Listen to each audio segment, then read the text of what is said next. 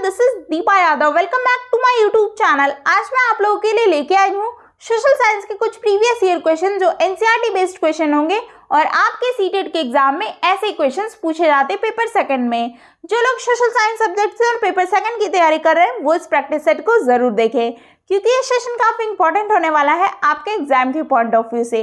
तो वीडियो शुरू करने से पहले अगर आप मेरे चैनल पर नए हैं तो चैनल को सब्सक्राइब कर दें और वीडियो को लाइक कर दीजिए। एक इन्फॉर्मेशन आप लोगों को और बतानी थी कि अब आप लोग मेरे टेलीग्राम चैनल से जुड़ सकते हैं, लिंक आपको डिस्क्रिप्शन बॉक्स में मिल जाएगा। तो चलिए हम लोग क्वेश्चंस पे आते हैं कि किस टाइप के क्वेश्चन पेपर सेकंड में सोशल साइंस सब्जेक्ट में पूछे जाते हैं सीटेट के सेकंड पेपर में। देखिएगा, फर्स्ट क्वेश्चन पूछा गया कि read the statement A and R and choose the correct option. अभिकथन ए तथा कारण आर को पढ़ें और सही विकल्प को चुनें। असर्शन रीजनिंग वाले क्वेश्चंस हैं। असर्शन ए में लिखा है कि between 1927 and 1935 Ambedkar led 3 temple entry movements. मतलब कि 1927 से 1935 के बीच अंबेडकर ने मंदिर में प्रवेश के लिए 3 आंदोलन चलाए। वहीं असर्शन रीजनिंग में दिया है कि अंबेडकर में M was to make everyone see the power of British rule in India। Ambedkar का मुख्य लक्ष्य सब लोगों को अंग्रेजी शासन की शक्ति दिखाना था। तो ये आपका कथन और कारण था। पीछे आपके ऑप्शंस दिए गए हैं जिसमें से आपको करेक्ट आंसर बताना है। तो इस क्वेश्चन का जो आंसर होगा ऑप्शन नंबर सी होगा। A is true but R is false. A क्या है, सही है, लेकिन आर क्या है, गलत है। देखिए कैसे। स्टेटमेंट जो आपका ए दिया है ना कि 1927 से 1935 के बीच अंबेडकर ने मंदिर में प्रवेश के लिए 3 आंदोलन चलाए थे, तो ये स्टेटमेंट आपका बिल्कुल सही है। वहीं पे कारण में बता रहा है कि अंबेडकर का मुख्य लक्ष्य सब लोगों को अंग्रेजी शासन की शक्ति दिखाना है, तो ये स्टेटमेंट जो है कारण जो दे रहा है ए का, ये बिल्कुल गलत है। अंबेडकर जी का जो मुख्य लक्ष्य था वो था मंदिर में प्रवेश आंदोलन के जरिए देश में फैली सामाजिक और जातिगत कुरीतियों को खत्म कर सामाजिक असमानता को दूर करना चाहते थे वो, और पिछड़े वर्ग के लोगों को इज्जत और सम्मान दिलाना चाहते थे। ये उनका उद्देश्य था।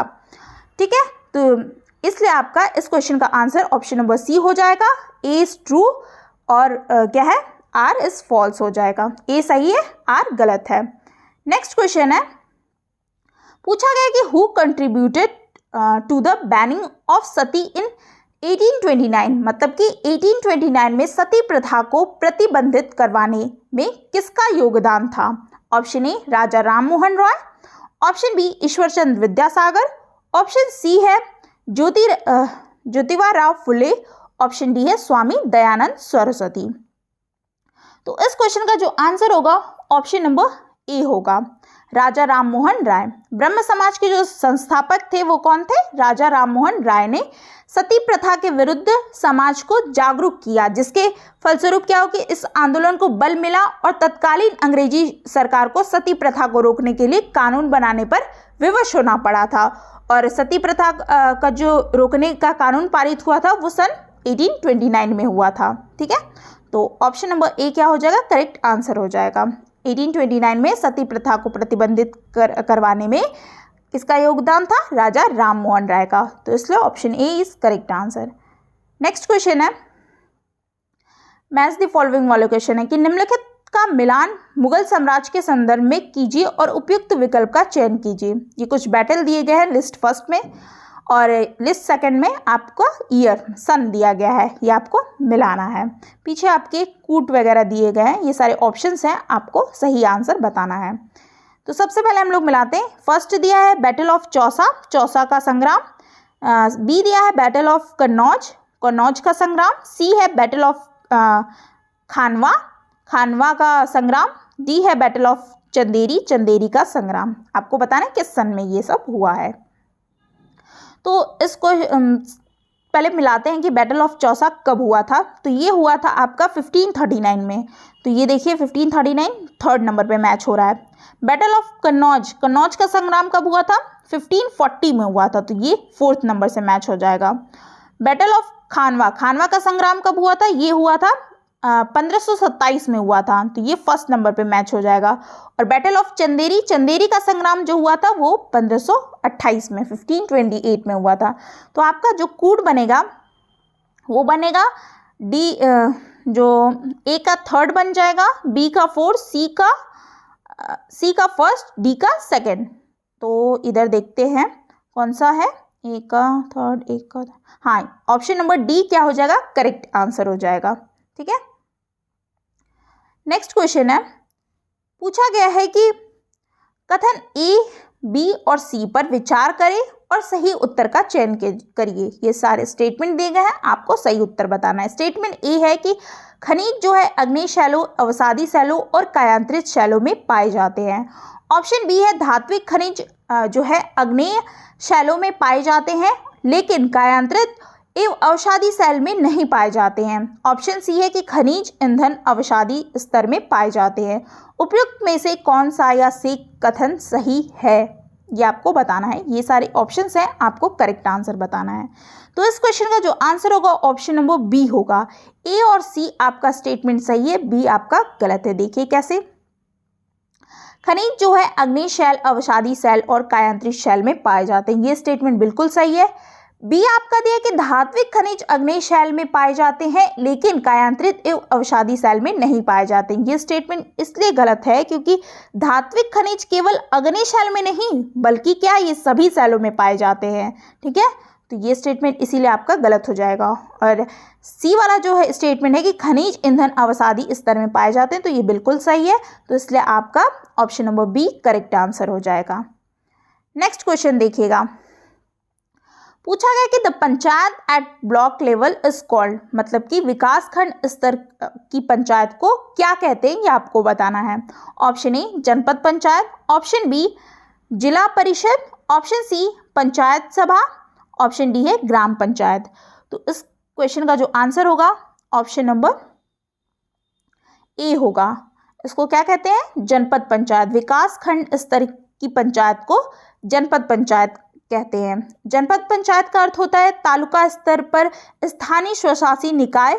जो जनपद पंचायत संगठन के कार्य भी क्या होते हैं, भिन्न होते हैं। यह एक ब्लॉक में पंचायतों की सभी गतिविधियों का क्या समन्वय करता है और यह समिति कई विकास कार्यक्रमों को बढ़ावा देते हैं और अलग अलग इनके नाम हर जगह होते हैं। ठीक है, हर राज्यों में। तो ऑप्शन नंबर ए क्या हो जाएगा, करेक्ट आंसर हो जाएगा। नेक्स्ट क्वेश्चन है, पूछा गया है कि अमेरिका में महिलाओं को मतदान का अधिकार 1920 में प्राप्त हुआ है। दिए हुए कथन के संदर्भ में निम्नलिखित में से कौन सा वाक्य सही नहीं माना जाएगा। नहीं वाले क्वेश्चन है, थोड़ा सा ध्यान से इसको पढ़िएगा क्योंकि जल्दबाजी में क्वेश्चंस गलत हो जाते हैं। ऑप्शन ए है women were considered as equal to men prior to 1920, मतलब कि 1920 मतलब 1920 से पहले तक महिलाओं को पुरुषों के समान माना जाता था। ऑप्शन बी है कि women and man were not treated equally prior, मतलब प्रायोरिटी मतलब उनको इक्वली दी जा रही 1920 इन मैटर ऑफ पॉलिटिकल राइट्स, मतलब कि 1920 से पहले तक पुरुषों और महिलाओं को क्या है, राजनीतिक अधिकारों को समानता नहीं दी गई है थी। ऑप्शन सी कहता है कि America did not have universal adult franchises prior to 1920 से पहले अमेरिका में सार्वभौमिक मताधिकार नहीं था। ऑप्शन डी है कि women's suffrage in America in 20th century event, America में महिला मताधिकार एक 20वीं शताब्दी की घटना है। आपको क्या बताना है, इस वाक्य में सही क्या नहीं है, ये आपको बताना है। तो इस क्वेश्चन का जो आंसर होगा ऑप्शन नंबर ए होगा। ठीक है, क्यों होगा, अमेरिका में महिलाओं को मतदान का जो अधिकार है वो 1920 में प्राप्त हुआ और 1920 से पहले महिलाओं को पुरुषों के समान नहीं माना जाता था। ठीक है, और इसमें आपका क्या दिया है स्टेटमेंट कि 1920 से पहले तक महिलाओं को पुरुषों के समान माना जाता था, इसलिए ये स्टेटमेंट आपका क्या हो जाएगा, गलत हो जाएगा, इसलिए ये सही नहीं है। तो ऑप्शन नंबर ए क्या है आपका करेक्ट, इस क्वेश्चन के हिसाब से ऑप्शन नंबर ए करेक्ट हो जाएगा। बाकी सारे जो इस सही हैं बट नहीं पूछा है, तो इसलिए ए क्या है, इस क्वेश्चन का आंसर ए करेक्ट हो जाएगा। नेक्स्ट क्वेश्चन है, पूछा गया कि majority of the members of the Rajya Sabha are elected by, Rajya Sabha के अधिकांश सदस्यों का चुनाव किया जाता है। ऑप्शन ए, कैसे चुनाव किया जाता है राज्यसभा के सदस्यों का, वो आपको बताना है। The people of the state, राज्य के लोगों द्वारा। Option B the political parties that oppose the majority party, राजनीतिक दलों द्वारा जो बहुमत दल का विरोध करते हैं। Option see the elected member और मिनिस्टर ऑफ डिफरेंट एरियाज, विभिन्न क्षेत्रों के निर्वाचित सदस्यों या मंत्रियों द्वारा। ऑप्शन डी है the elected members of the legislative assembly of various state, विभिन्न राज्यों की विधानसभाओं के निर्वाचित सदस्यों द्वारा। तो इस क्वेश्चन का जो आंसर होगा ऑप्शन नंबर डी होगा। राज्यसभा की जो अधिकांश सदस्यों का चुनाव विभिन्न राज्यों की विधानसभाओं के निर्वाचित सदस्यों द्वारा किया जाता है। नियम के अनुसार केवल राज्य विधानसभा के निर्वाचित सदस्य ही राज्यसभा चुनाव में मतदान कर सकते हैं। इनके सदस्यों की कार्यकाल जो होता है वो 6 वर्ष का होता है। तो ऑप्शन डी क्या हो जाएगा, करेक्ट आंसर हो जाएगा। नेक्स्ट क्वेश्चन है, पूछा गया है कि निम्न कथनों ए तथा आर पर विचार कीजिए। ये भी असर्शन रीजनिंग वाला क्वेश्चन है। स्टेटमेंट जो दिया है, कथन ए कि भारत के संविधान के अनुच्छेद 21 के तहत पानी के अधिकार को जीवन के अधिकार का हिस्सा माना गया है। वहीं पे रीजन दिया है, कारण कि प्रत्येक व्यक्ति की पानी तक सार्वजनिक पहुंच होनी चाहिए। सही विकल्प का चुनाव कीजिए। ये सारे ऑप्शंस हैं, आपको करेक्ट आंसर बताना है।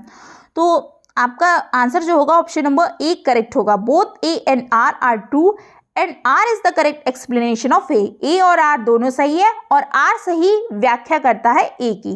देखिए कैसे, भारत के संविधान के अनुच्छेद 21 के तहत क्या है, पानी के अधिकार को जीवन का अधिकार का हिस्सा माना गया। ये बिल्कुल स्टेटमेंट सही है। फिर जो है कि इसका जो आशय है कि प्रत्येक व्यक्ति की पानी तक सार्वजनिक क्या हो, पहुंच होनी चाहिए। तो ये भी जो कारण उसका बता रहा है ये भी आपका सही है। दोनों ही कथन और कारण दोनों सही है। अनुच्छेद 21 में ये भी जान लीजिए कि उसमें कहा गया है कि कानून द्वारा स्थापित प्रक्रिया के अलावा किसी भी व्यक्ति को उसके जीवन या व्यक्तिगत स्वतंत्रता से वंचित नहीं किया जाएगा। यह अधिकार नागरिकों और गैर नागरिकों दोनों के लिए है। यह अनुच्छेद व्यक्ति को मानवीय गरिमा के साथ जीने का अधिकार प्रदान करता है। आर्टिकल 21 अनुच्छेद 21। तो इस क्वेश्चन का जो आंसर हो जाएगा ऑप्शन नंबर 1 करेक्ट आंसर हो जाएगा। नेक्स्ट क्वेश्चन है, पूछा गया कि D K. Basu guidelines laid down by the Supreme Court relate to which of the following, मतलब कि उच्चतम न्यायालय द्वारा दिए गए डी.के. बासु दिशा निर्देश निम्नलिखित में से किस बारे में है। ये अगर आपने एनसीईआरटी की बुक पढ़ी होगी ना तो उसमें पॉलिटिकल साइंस की बुक में दिया है डी.के. बासु के कुछ दिशा निर्देश। ये आपको बताना है कि किस बारे में है। ये ऑप्शन ए है कि procedure to be followed by the police in matter of arrest and interrogation, मतलब कि गिरफ्तारी और पूछताछ के दौरान पुलिस द्वारा मानी जाने वाली प्रक्रियाएं। Option B health care facility in public hospital, जन अस्पतालों में स्वास्थ्य सेवाएं। Option C investigation in domestic violence cases, घरेलू हिंसा के मामले में जांच। ऑप्शन डी है provision for appeal in a case from a lower court to a higher court, निचली अदालत से ऊपरी अदालत में किसी मामले को लेकर के अपील का प्रावधान। तो इस क्वेश्चन का जो आंसर होना चाहिए ऑप्शन नंबर ए होगा। जो उच्चतम न्यायालय द्वारा दिए गए डी.के. बासु द्वारा दिशा निर्देश गिरफ्तारी और पूछताछ के दौरान पुलिस द्वारा मानी जाने वाली प्रक्रियाएं हैं। इस पे डी.के. बासु द्वारा कुछ महत्वपूर्ण निर्देश दिए गए हैं, जिसमें आपका दिया गया है कि जैसे किसी अपराधी की गिरफ्तारी होती है तो उसको क्या मतलब संरक्षण मिलना चाहिए। तो पुलिस को स्पष्ट पहचान होना चाहिए कि यही अपराधी है। दोस्तों और रिश्तेदारों को बताया जाए, ठीक है, अगर वो गिरफ्तार होता है तो कानूनी सहायता उसको दी जानी चाहिए। अल्प मुख्यालयों से संपर्क करना चाहिए। तो ये सब क्या है, ये निर्देश का उद्देश्य है कि उत्पीड़न के संरक्षण से है। ठीक है, तो ऑप्शन नंबर ए क्या हो जाएगा करेक्ट आंसर। डी.के. बासु जो दिशा निर्देश है वो गिरफ्तारी और पूछताछ के दौरान पुलिस द्वारा मानी जाने वाली प्रक्रिया है एक। ठीक, तो option number A correct answer. और ये क्वेश्चन आपके बार बार सीटेट में पूछे जा चुके हैं, क्वेश्चंस कई बार आ चुके हैं। नेक्स्ट क्वेश्चन है कि who is the author of gendering caste through a feminist lens, मतलब कि gendering caste through a feminist lens की लेखिका कौन है। Option A Ramabai, option B Uma Chakravarti, option C Soyarabai, option D है अरुंधति राय। तो इस क्वेश्चन का जो आंसर होगा ऑप्शन नंबर बी होगा, Uma Chakravarti. Gendering caste through a feminist lens की लेखिका जो है उमा चक्रवर्ती हैं। और रमाबाई किसकी लेखिका है? ये है स्त्री धर्म नीति, इन्होंने ये पुस्तक लिखी है। अरुंधति राय की पुस्तक का नाम है the God of small things. और सोयराबाई का तो नहीं पता मुझे, लेकिन अरुंधति राय का मैंने आपको बता दिया, the God of small thing. ठीक है, नेक्स्ट क्वेश्चन देखिएगा। सामाजिक हाशियाकरण की प्रक्रिया के बारे में कौन सा यह कथन सही है, ये आपको बताना है। इससे रिलेटेड मैंने कई क्वेश्चंस करा चुके हैं आगे के प्रैक्टिस सेट में, अगर आपने पढ़ा होगा तो। ऑप्शन ए है कि कई व्यक्ति हाशियाकरण का अनुभव कर सकते हैं क्योंकि वे एक अलग भाषा बोलते हैं। ऑप्शन बी, हाशियाई समूह शक्तिहीनता और पराजय का आसान अनुभव करता है। ऑप्शन सी है, हाशियाकरण प्राय राजनीतिक, सामाजिक, आर्थिक दायरे में किसी एक में ही महसूस किया जाता है। सही विकल्प चुने, यहाँ से ऑप्शंस बताने हैं आपको करेक्ट आंसर। तो इस क्वेश्चन का जो आंसर होगा ऑप्शन नंबर सी होगा, only A and B are correct answer. A B statement आपका सही है, सी क्या है? गलत है। वो देखिए कैसे। सबसे पहले आप हाशियाकरण का मतलब समझिए। हाशियाकरण होता क्या है? हाशियाकरण वो होता है कि आप समाज का एक मुख्य धारा मतलब मुख्य भाग नहीं है। समाज में दबे हुए लोगों को क्या है, हाशिया पर माना जाता है। ठीक है, उनको जैसे हाशिया के लोग उनको कहते हैं जो गरीब, वो कमज़ोर होते हैं और उनको हीन दृष्टि से देखा जाता है। ठीक है, तो हाशियाकरण का ये मतलब होता है। आपके बुक में पॉलिटिकल साइंस में हाशियाकरण का एक चैप्टर दिया गया है, उसी से ये क्वेश्चंस बनाया गया है। तो देखिए, ए स्टेटमेंट आपका इससे सही कि कई व्यक्ति हाशियाकरण का अनुभव कर सकते हैं क्योंकि वे एक अलग भाषा बोलते हैं। तो ये स्टेटमेंट आपका बिल्कुल सही है कि वो अलग भाषा बोलते हैं, वो बाकी जो समाज में लोग रह रहे हैं उनसे वो काफ़ी अलग होते हैं। दबे कुचले लोग उनको मानते हैं, समाज में लोग उनको दबा के रखते हैं। बी है आपका कि हाशियाई समूह शक्तिहीनता और पराजय का एहसास अनुभव करता है। ये भी स्टेटमेंट आपका बिल्कुल सही है। सी स्टेटमेंट इसलिए गलत है क्योंकि हाशियाकरण प्राय राजनीतिक, सामाजिक, आर्थिक दायरे में से किसी एक में भी महसूस किया जाता है। तो ये बिल्कुल किसी एक में भी नहीं महसूस किया जाता है, इसलिए आपका स्टेटमेंट ए और बी क्या हो जाएगा, सही आंसर हो जाएगा। इसलिए option number C correct answer. Next question है, पूछा गया कि in which state of India can you find the old sites of Bhimbetka. Bhimbetka के पुरा स्थल भारत के किस राज्य में पाए जाते हैं? ऑप्शन ए है Andhra Pradesh, option B Madhya Pradesh, option C Maharashtra, option D है कर्नाटक। तो इस क्वेश्चन का जो आंसर होगा ऑप्शन नंबर बी होगा, मध्य प्रदेश। भीमबेटका के पुरास्थल भारत में कहाँ है? मध्य प्रदेश प्रांत के रायसेन जिले में स्थित एक पूरा पाषाणिक आवासीय पूरा स्थल है और यह आदि मानव द्वारा बनाए गए शैल चित्रों और शैलाश्रों के लिए क्या है, प्रसिद्ध है। तो ऑप्शन नंबर बी क्या हो जाएगा, करेक्ट आंसर हो जाएगा। नेक्स्ट क्वेश्चन कहता है कि under which of the following regulating act of India the Supreme court was established. निम्नलिखित में से भारत के किस रेगुलेटिंग एक्ट के तहत सुप्रीम कोर्ट की स्थापना किया गया था, यह आपको बताना है। ऑप्शन ए है regulating act of 1784, option B है regulating act of 1793, option C है government of India act 1858 Bharat सरकार अधिनियम 1858, ऑप्शन डी है रेगुलेटिंग एक्ट ऑफ 1773। तो इस क्वेश्चन का जो आंसर होगा ऑप्शन नंबर क्या हो जाएगा, ऑप्शन नंबर डी हो जाएगा, regulating act of 1773। Supreme court की स्थापना 1773 के रेगुलेटिंग एक्ट के तहत हुई थी, जिसमें अपीली क्षेत्राधिकार शामिल थे, जहां सभी मामलों के निवारण की मांग की जा सकती है। ठीक है, तो इस क्वेश्चन का आंसर ऑप्शन नंबर डी हो जाएगा। ये आपके क्वेश्चंस थे सारे, तो मैंने आपको करा दिए जितने भी क्वेश्चंस थे आज के प्रैक्टिस सेट में। नहीं, एक क्वेश्चन और बचा है, अभी देख लीजिए कितने क्वेश्चंस बचे। एक क्वेश्चन और था, देख लीजिए। लास्ट क्वेश्चन है कि which is the meaning of pishtaq, मतलब कि pishtaq an important aspect of Mughal architecture. मतलब पिस्तक का क्या अर्थ है, जो मुगल वास्तुकला का एक महत्वपूर्ण पहलू है। ये हिस्ट्री का क्वेश्चन है और पिस्तक आपको उसी में दिया है पिस्तक का अर्थ क्या होता है। देखिए क्वेश्चंस कैसे बना दे रहे हैं ये लोग। कहीं भी आपको, मैंने हमेशा से बोलती हूँ ना, बाहर से कुछ भी क्वेश्चंस नहीं आते, सब एनसीईआरटी की बुक से ही पूछे जाते हैं। देखिए ऑप्शन ए है कि 40 पिलर्ड हॉल्स, मतलब 40 खंभों का सभा भवन। ऑप्शन बी टॉल गेटवे, मेहराब प्रवेश द्वार। Option C central hall surrounded by 8 rooms, 8 कमरों से घिरा हुआ केंद्रीय सभा भवन। Option D rectangular walled enclosure, आयताकार अहाते। तो इस क्वेश्चन का जो आंसर होगा ऑप्शन नंबर बी होगा, टॉल गेटवे, मेहराब प्रवेश द्वार। 1192 में क्या है, भारत में तराइन के द्वितीय युद्ध के बाद तुर्क सत्ता की क्या है स्थापना के साथ अन्य लोगों सहित वास्तुकला में भी क्या है महत्वपूर्ण परिवर्तन आए थे, जिनमें भवनों के मेहराबदार जो है प्रवेश द्वार थे, जिन्हें पिस्तक कहा गया है। किसे कहा गया है?